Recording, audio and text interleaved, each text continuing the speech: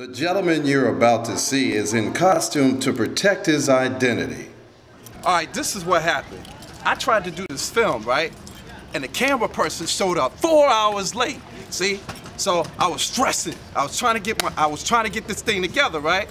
So by her I didn't mean to say her, but by this person showing up late, man, I couldn't finish my film. So I was pissed off, right? And that's what really happened, man. So I got this film, right? And you about to see it. It was messed up, man. Cause see, I was on time, man. The actors showed up on time. Everybody was on time, man.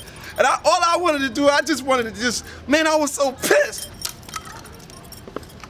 I was so pissed at the time.